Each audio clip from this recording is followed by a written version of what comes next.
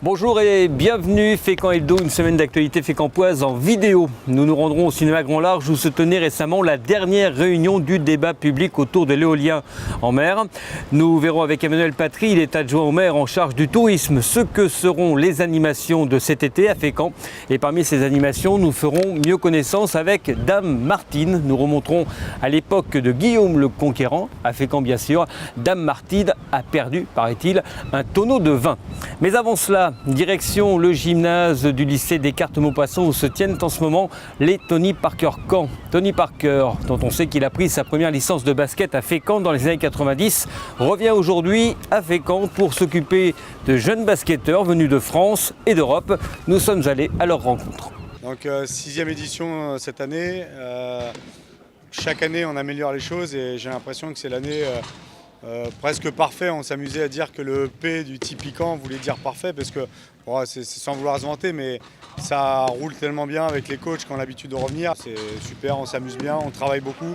Ce qui est intéressant, c'est que les jeunes savent très bien qu'il y a des moments où on s'amuse, comme on a vu hier où il y a eu de l'amusement sur l'échauffement et une minute après, dès que l'entraînement a démarré, ils étaient vraiment dedans dans l'entraînement. Moi j'attends ça toute l'année. J'adore être avec les jeunes, c'est ma passion de travailler avec les jeunes et puis c'est surtout voir comment ils aiment bien venir et puis comme je te dis, les anciens ils reviennent tous les ans, c'est pour ça que moi j'aime bien, tu les vois comment ils développent et d'année en année comment ils reviennent et ça fait super plaisir. Hier il y a les deux frères qui sont arrivés, TJ et Pierre, qui ont amené un grain de folie supplémentaire au camp, ce qu'on aime bien parce qu'on aime bien que ce soit la bonne humeur en dehors des séances, à l'image un peu de Tony quoi.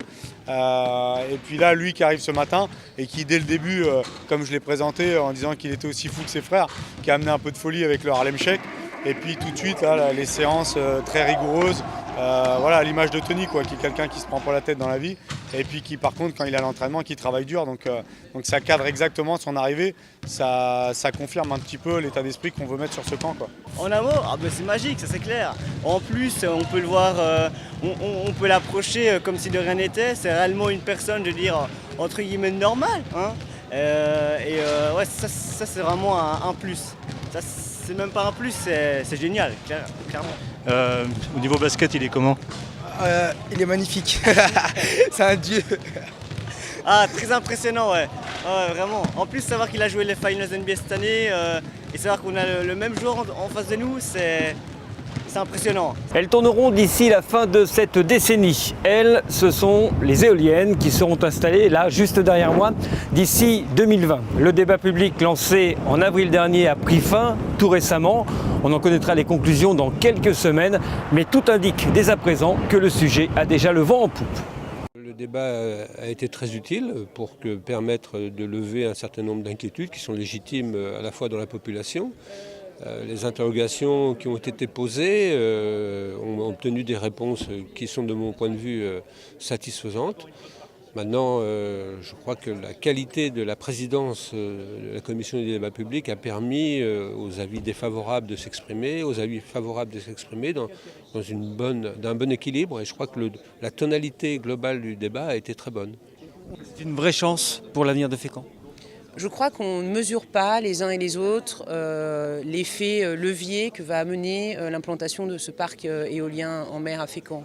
En termes de développement économique, on est à l'initiative de la création d'une nouvelle filière industrielle, être au cœur de la création d'emplois sur une filière d'avenir qui participe à la diversification énergétique à laquelle les gens sont extrêmement sensibles. Moi je trouve que c'est une vraie chance et je pense qu'on n'en mesure pas les uns et les autres tous les bénéfices pour un territoire et une ville moyenne comme celle de Fécamp.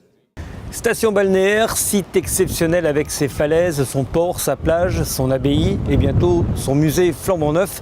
Fécamp a fait le pari du développement touristique pour asseoir son développement économique, celui dont nous venons de parler notamment au travers de la filière éolienne. Mais pour séduire des touristes, il faut des animations, des activités. Et cette année à Fécamp, le programme estival s'annonce copieux. Ce qu'on peut remarquer, c'est une récurrence tous les vendredis, tous les samedis, tous les dimanches, sur le front de mer ou autour des quais. Il y aura une animation au sein de la ville de Fécamp.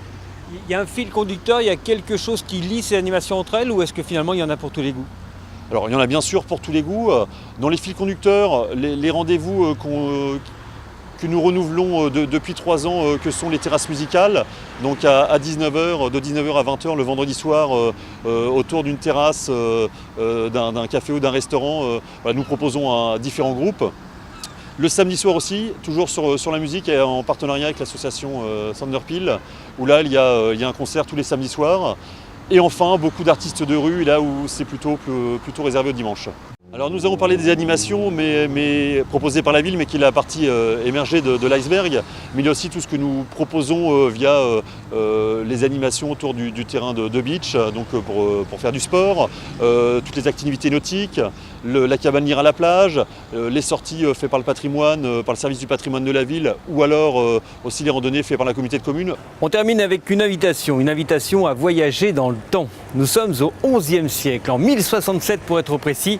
Guillaume le Conquérant est à Fécamp pour célébrer son accession au trône d'Angleterre après sa victoire d'Hastings. Tout va pour le mieux, sauf que la servante en chef de Guillaume, Dame Martine, a perdu son tonneau de vin. Guillaume, devenu le Conquérant et roi d'Angleterre depuis l'an dernier en 1066, avec son triomphe à Hastings, Guillaume est à Fécamp. Le grand vin en tonneau qui était prévu pour le festin a disparu. La tête me tourne, oh, le cœur me manque, j'ai le vertige.